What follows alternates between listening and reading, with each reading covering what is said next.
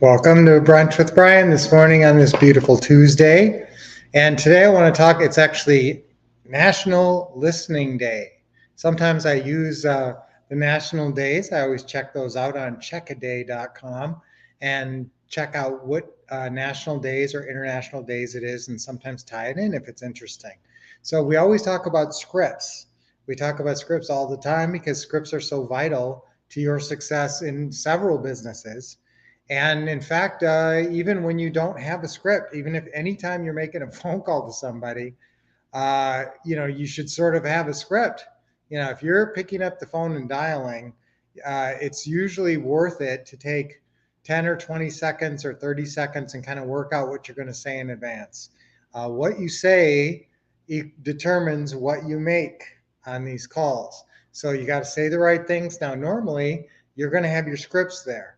So on opening calls, you'll have your opening call scripts. We have about, what do we got? We got about 5 opening call scripts. We got a FSBO opening call script for sale by owners. We got listing realtor opening calls for calling on listed properties. We have landlord opening calls for calling houses for rent and maybe converting those into a rent to own or even a seller financing situation. Then of course, when you're calling landlords and they don't pick up, then we have our property manager opening call, because sometimes property managers will answer. They manage properties for landlords. That can be good. And then the last one is the off-market seller opening call. Now, recently, the off-market seller opening call and also the property manager opening call have recently been added to your members website. So now when you go to ourwolfpack.com and put in your code, go to the forms folder for your what to say system, you'll be able to get those 2 calls. So those scripts are important. And obviously when you get past those and you have a potential good deal, that's when you move into the closing calls. And the main 3 closing call scripts are the seller financing, which is what you're going to use, 80-90% of the time, depending on where you live and what your strategies are. And then also a subject to closing call and a sandwich lease purchase closing call. Those are the big 3. Sometimes you might use a blended funding closing call, which is also called subordination. You might use a contract for deed closing call. Sometimes people buy properties like that. So there's a little bit of a variation. Most of them are based on that framework, though, of the seller financing closing call. You get good at those 2.5 pages, you'll be good. So where does listening come in? This is all stuff that you're supposed to say. All right, so what about where does the listening part of the sales process come in? And the listening part is just as important, if not more important, than all that talking. Okay, so you've got 2.5 page seller financing script or a 1-page opening call script of whatever type, and you're getting through that script. But where do you take time to listen to them, and why? Why do you need to listen to them? What's important? What benefits do you get out of listening to them? Okay, because you got to get your message across. You got to see if they're interested. You have a plan. You have a plan for buying their house. You have a plan for them to sell their house. Now, they may not like your plan, because what you're trying to do is seller financing with little or nothing down. Now, they may be okay with that plan. Some of them are. And then you do your best to make friends, build rapport, and get that deal closed. Now, some of them, it's not going to work. It's a matchmaking process. Some of them just need all their cash. There's no way they can keep the mortgage in their name, whatever. Okay, so some of them are going to say no. But you want to get those ones in the middle that might say yes if you approach them properly and you do what? Listen. So listening comes at this point in the call. Your opening, this is true with all your opening and closing calls, okay? And your deal meeting too. Now you start off with, hi, my name is Brian Wolf. I'm interested in buying your house. Do you have a couple minutes to talk? Okay, I'm interested in buying your house. Make sure you say buying your house. Do you have a couple minutes to talk? So the landlord opening call starts a little bit different from this. They have little variations, like I said. So you ask that question, do you have a couple minutes to talk? Are you the person to talk to about the house? Sometimes they'll just tell you that. And then you ask, is it still for sale? I like to ask that just because it forces them to say yes. And you always want them to say yes. It's a good thing for the seller to say yes. Just neuro linguistic programming wise, it puts them in the right frame of mind to say yes to you on the whole deal. So, do you have a couple minutes to talk? Yes. Is the house still for sale? Yes. Great. Now, after you ask those, and then after you ask those kind of initial questions, you can ask, what kind of condition is the house in? It's an easy question. It's a logical question that you would ask. It's not a big stretch. And that gets them talking. Okay, that's where you turn into a listener. So some of them will say it's in good shape, and some of them will elaborate extensively. So I want you, if it's a good deal on paper and you think it's going to potentially work out, listen to them talk. Let them talk. Good morning, Kayla. Good morning, Isabel. Morning, David. Hey, good to see you, David. Haven't seen you in a little while from LaPorte, Texas. So, guys, I want you to take that time after the questions and after the few yeses.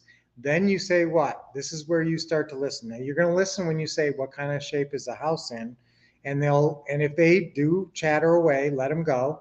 And if it's a good deal, and hopefully they'll kind of open up about other things. They'll actually start with, well, the house is in good condition, but we were trying to replace the carpeting. We didn't get to that because my mom, she got sick faster than we thought, and so we had to take the house. And so all they might open up about the whole situation. You might know more than you need to know after this, after just a couple of minutes. Now, the more they talk, the more they are investing in you. Okay, so if somebody sits there on the phone with you for a half an hour, that's an investment of time in their mind if they don't want to waste their time. So, if you can get, even if they're kind of shaky on the deal and you just keep them on the phone for a little while, they'll just feel more committed to you and they'll get to know you better and they'll talk. And the more they talk, and the more you listen, the more they feel closer to you. Now, it might sound funny, but all you have to do is sit there and go, uh huh, uh huh, uh huh, uh huh. And I'm telling you, that's your listening. Now, how do you be a great listener over the phone? You don't stay dead silent. Being dead silent on the phone is actually being a bad listener. You might think, oh, I'm just letting them talk, but they'll feel like they're floating in space and they're not getting the responses. So being a good listener on the phone means you're constantly chiming in a positive way. Uh-huh. Oh, yeah. Oh, really? Okay. Uh-huh. I get it. Sure. Wow. Good point. Wow. I can see how that could happen. That's being a good listener, chiming in and encouraging them to continue and elaborate on the conversation. Now, like I said, and I feel like I got to say this 2 times, if this is a very suspecty lead and it doesn't look good going in and the numbers are probably way out of whack, don't sit there and talk to them for a half an hour because then you're wasting your time. Your time's precious. So use your time wisely. But like I said, if it's setting up like it's going to be a good deal, let them ramble, be a good listener. And again, the biggest tip for being a good listener is constant uh, uh, constant affirmations to the person. Yeah, sure. Constant giving them approval to continue. So that's the key to being a good listener on the phone, and asking and being curious. Okay, put that down. Being curious, asking leading questions. So if they say something, like, now, what are 2 of your best questions? Here's 2 of your best leading questions. So, can I ask why you're moving? Now, I want you to ask it that way. Don't just say, why are you moving? That can be kind of aggro, a little aggressive. So don't say, why are you moving? Say, can I ask why you're moving? And then they'll say, because blah, blah, blah. And that will potentially give you lots of interesting information. So write this down. What's one of the primary reasons, probably the biggest reason why to be a good listener? You're building rapport and connecting with the customer. Yes, that's very important. You're also, what's really key, you're uncovering the hot buttons. Okay, you're finding their needs, you're uncovering their needs. We call them hot buttons, but they are sharing, and some sellers are more than willing, they're not hiding it, they're more than willing to share exactly what they're looking to get. And sometimes you can do it. Like sometimes they'll say, I'd like to sell the house now, but the problem is we're building a new house and it's not going to be ready for like 2 months. But I don't want to, have to move in and then have this house vacant and be making payments on this. So I'm trying to get this house sold in advance. And then you can say, wow, we could buy it today, Joe. And then you can just stay living in there as long as you want. In fact, if your new build takes longer than you thought and takes a couple more months, no problem. Now, very few people can say that. Most buyers, they have a timetable. They have to move in on August 1st, and there's not a lot of debate about it. You have all the flexibility in the world, and that's something that you should absolutely be using as a benefit of working with you, is that they can stay in there as long as they want. Now, if they don't know that, if you never told them that, they don't even know that's a benefit, and that might be the most important benefit of all, but you're never going to know that unless you take time to listen. Listen, build rapport, ask those leading questions, and then comes your bio. Okay. Your bio, after you ask these leading questions and say, what kind of shape is house in? Can I ask why you're moving? Do you know where you're moving? That's another really good one. Do you know where you're moving to? Okay, so write that one down. That's in the scripts, but do you know where you're moving to? So that could open up all kinds of, possibilities for rapport building. Now, then after that part where you've listened quite a bit and asked questions, open-ended questions, not yes or no questions, then comes your bio, and that should only be 2 or 3 lines. We buy and sell, and it should include the line, we buy and sell houses all around the area. And don't tell them you're an investor. We don't like that word, because when people hear that word investor, they think you're just going to lowball them and try to steal their house. So instead of saying investor, you say we buy and sell houses all around the area. Now, after you say your bio, and now we have a long bio and a short bio. My very short one is me and my wife and my sons buy and sell houses all around the area. So they know we're a family business. They know we're, investors without saying that word. And so they know we're a little bit about us enough. And now I do have a long one. My wife and I both have been in the real estate business for over 20 years. I used to manage over 30 years, really. I used to manage an office downtown, a mortgage office. Lynette used to work for Shea Homes, a big local builder. And then we found out that we could help people a lot better just by buying their house ourselves. So back in 2003, we formed We Buy Houses LLC. And now we have a great family business. We've helped out so many local families. So now you can go on and on. That's kind of the long version.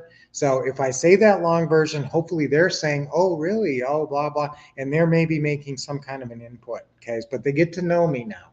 So that's rapport building. And then,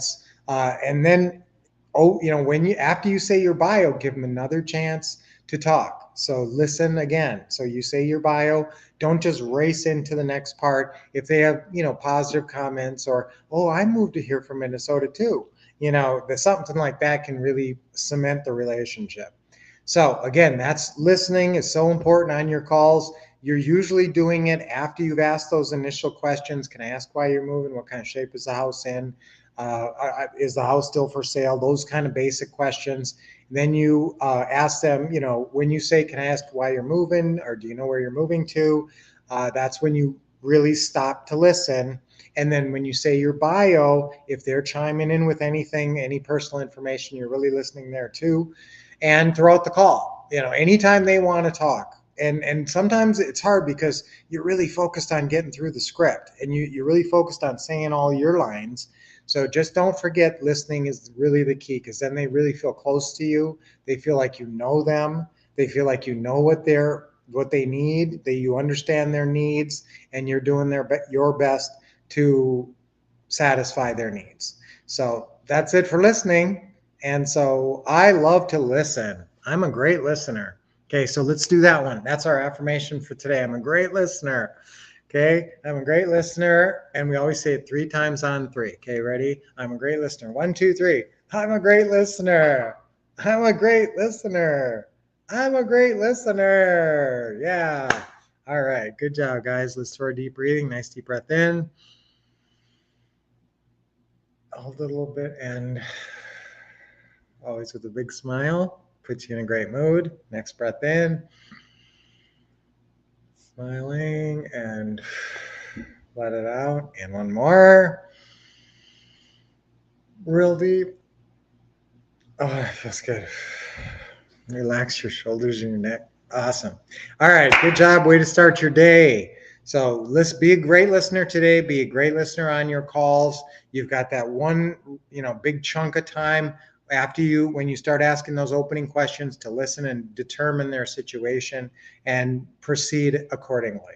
So great call, great brunch with Brian today. And we will see you later on Teaching Tuesday. Teaching Tuesday today, 4 p.m. Pacific, 7 p.m. Eastern time. And that's always a great session. And so make sure you're here for that. Right, you guys? Isabel, great. And everybody, Lee, good to see you here. Good to see everybody this morning. So we'll see you later on Teaching Tuesday. And until I see you then, keep expecting success, getting awesome training.